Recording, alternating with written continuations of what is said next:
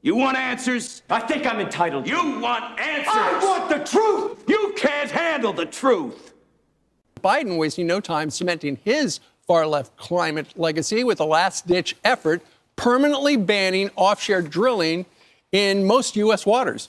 Incoming White House Press Secretary Caroline Leavitt. I don't like clowns.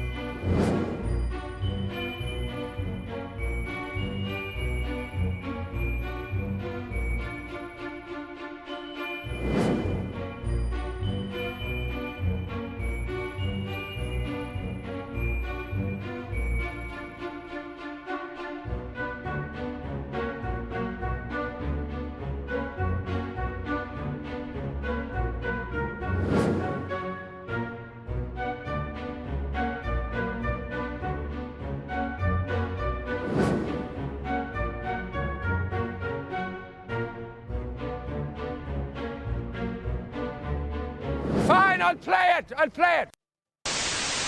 I have some good news and I have some bad news. Well, later today, on January 6th, Congress is going to certify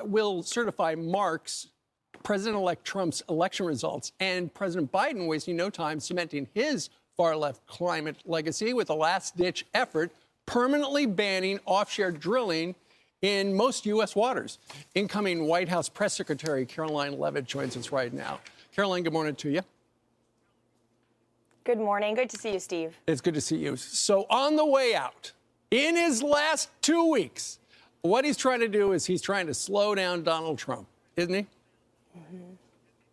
That's exactly right. This is a disgraceful decision by the Biden administration. And I say the administration because we all know Joe Biden doesn't know what's going on. This isn't him. This is the radical left environmental extremists in his administration who don't care about what's in the best interest of the American people. The American people who just elected President Trump with a resounding mandate to drill, baby, drill. This decision, the intent behind it, is to exact political revenge on the American people and on President Trump to try to slow down his administration and make it harder to implement the agenda that he campaigned on. But the good news is President Trump is going to get to work to day one. His administration will look at how we can rescind this radical order and expedite permits for drilling and for fracking to bring down the cost of living and energy in this country. That's what he campaigned on, and the American people can expect President Trump to deliver on that promise. He will not be deterred.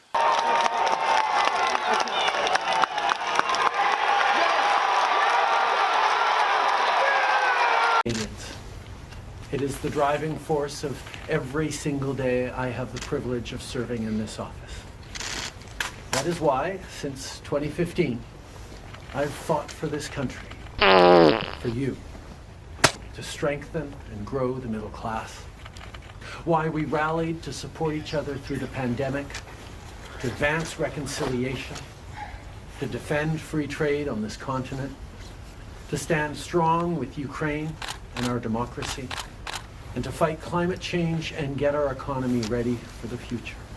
Deficit ballooning to nearly $62 billion, up dramatically from an estimated $40 billion in this spring's budget, thanks in part to $24.2 billion in newly announced spending. Immigration.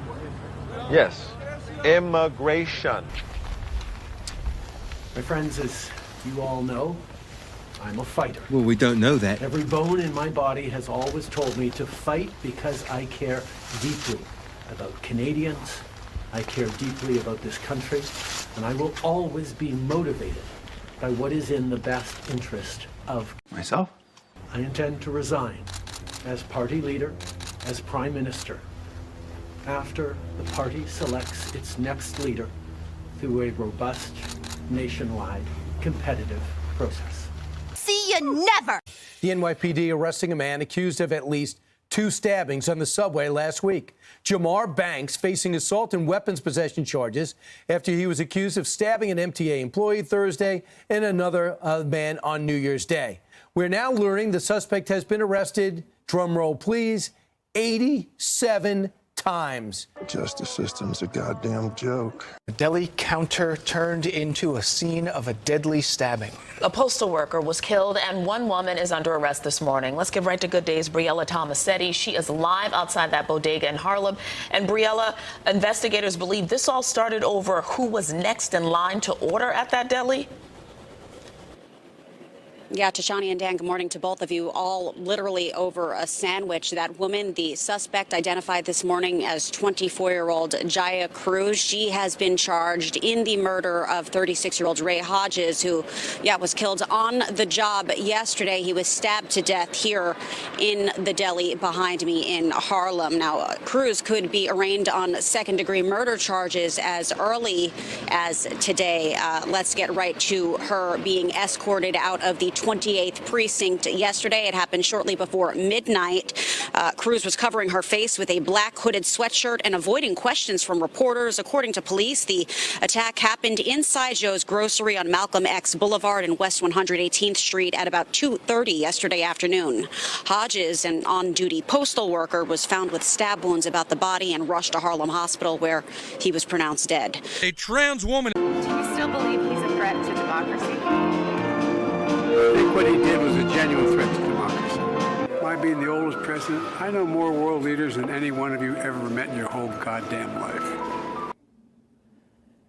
So, Bill, just to reiterate there, President Biden calling former President Trump, President-elect Donald Trump, a genuine threat to democracy. And the question that was asked that produced that answer about him knowing more leaders than any of the reporters in their whole goddamn lives was about Trump as ending birthright citizenship. Biden called it an awful idea. Isn't it time for your nap? I believe that the reason why women get raped is because of the clothing they're wearing. You take a piece of meat and you place it on top of a tree. Lions see it. They're not going to let it go. They're going to eat that piece of meat. You are? No. Fucking lion.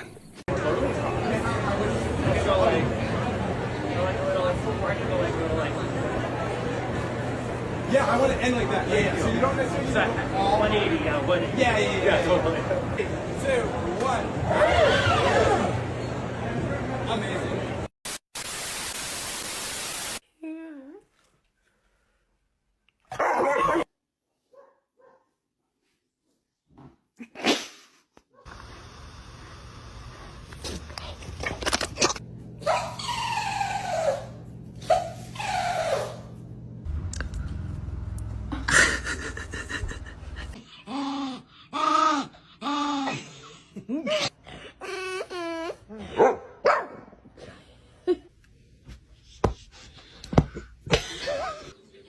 Did you just want us to give up without trying?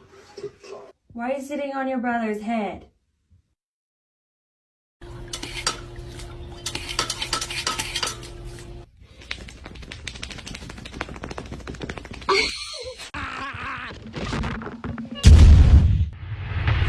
It is a messed up world.